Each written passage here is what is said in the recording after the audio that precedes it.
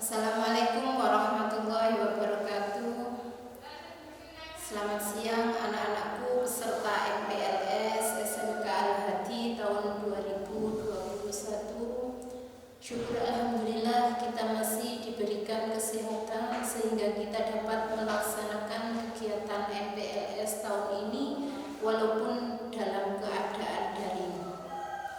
Perkenalkan, nama saya Ibu Nuratul Ainiyah, biasanya anak-anak kerap memanggil dengan sebutan Bu Aini.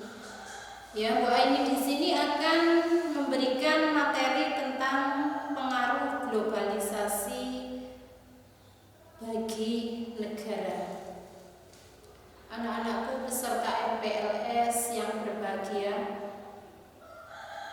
kata-kata globalisasi itu mungkin sudah tidak asing lagi buat kita semuanya. Ya, karena globalisasi itu adalah suatu integrasi internasional yang terjadi karena pertukaran pandangan dunia.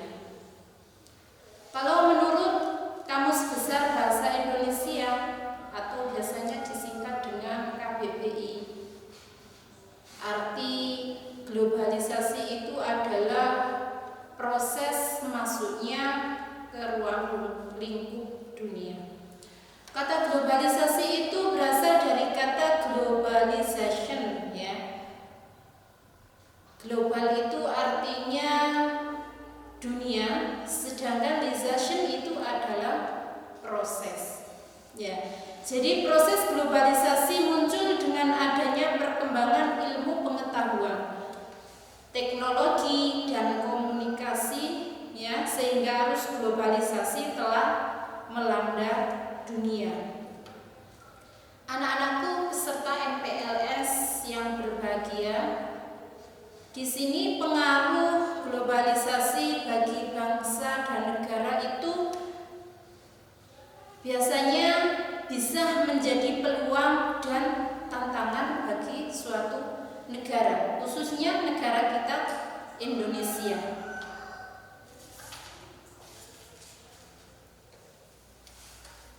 Dengan globalisasi, maka peluang untuk mendapatkan hasil produksi semakin luas, perkembangan ilmu pengetahuan yang semakin cepat.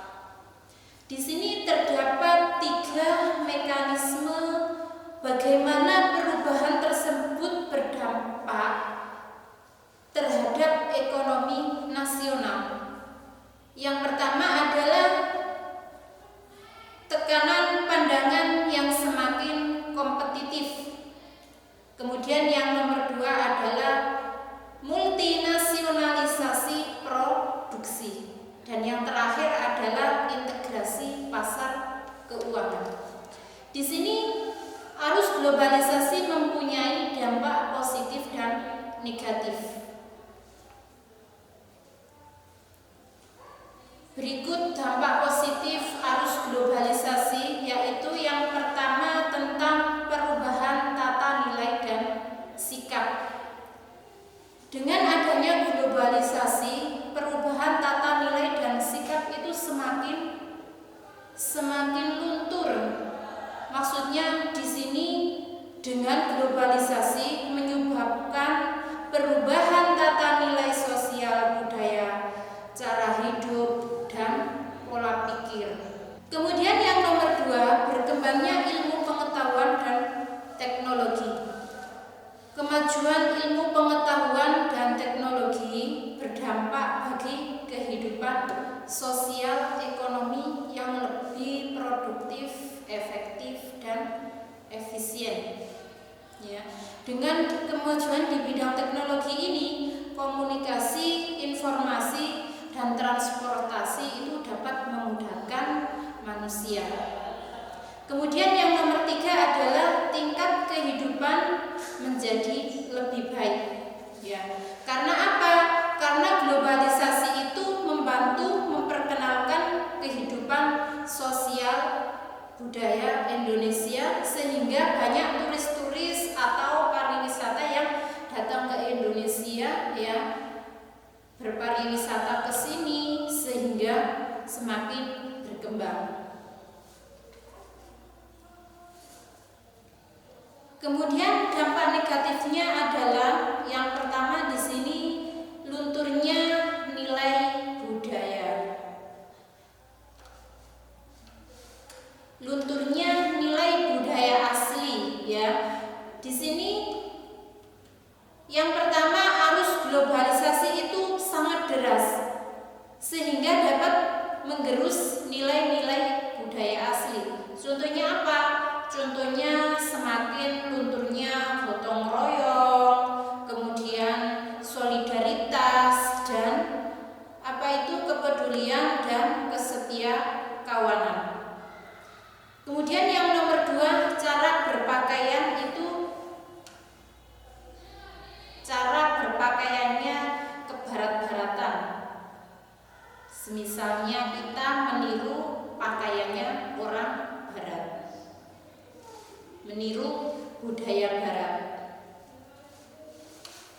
Kemudian yang nomor 3 adalah meniru perilaku yang buruk dan gaya hidup kebarat-baratan juga.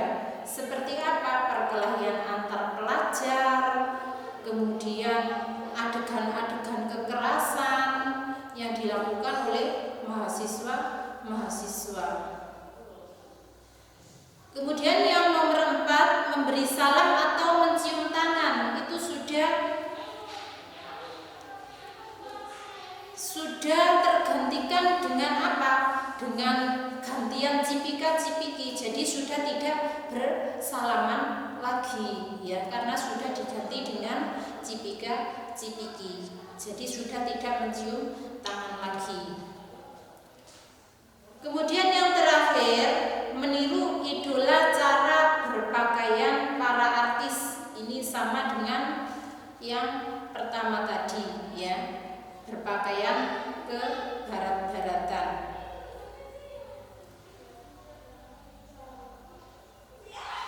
Kemudian di sini ada perubahan gaya hidup ya. Perubahan gaya hidup ini di sini ada 6. Yang pertama individualistis. Ya, individualistis itu adalah sikap mementingkan diri sendiri. Kemudian yang nomor 2, pragmatis. Pragmatis itu artinya melakukan sesuatu kegiatan itu yang menguntungkan saja ya. Jadi kalau tidak menguntungkan itu tidak dilakukan. Kemudian yang nomor 3, materialistis ya, atau bisa disebut juga dengan materialistis. Itu sikap mengukur sesuatu itu dengan materi. Dan yang nomor 4 adalah Hinduism ya. Sikap ini adalah sikap bergaya hidup mewah dan boros ya. Jadi sikap hidup mewah dan boros ini biasanya yang sering apa?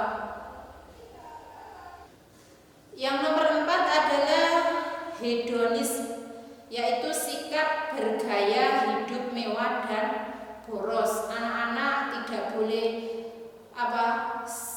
boros ya, karena sikap hidup mewah dan boros itu biasanya kalau kita tidak punya nanti malah memberatkan orang tua itu. Nomor 5 adalah hidup konsumtif ya.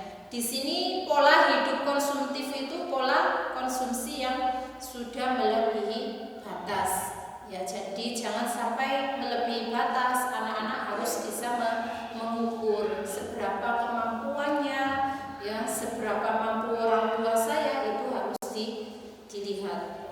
Dan yang terakhir adalah sekuler. Sekuler ini adalah sikap yang lebih mementingkan kepentingan duniawi ya. Jadi bukan hanya duniawi saja, kita juga harus memikirkan ukhrawi juga ya. Biasanya anak-anak yang di pondok ini biasanya sering diajarkan tentang keagamaan ya. Cukup sekian materi dari Bu Guru ya. Semoga bermanfaat. Lain kali kita bisa sambung lagi ya melalui pelajaran-pelajaran kita yang akan datang. Cukup sekian.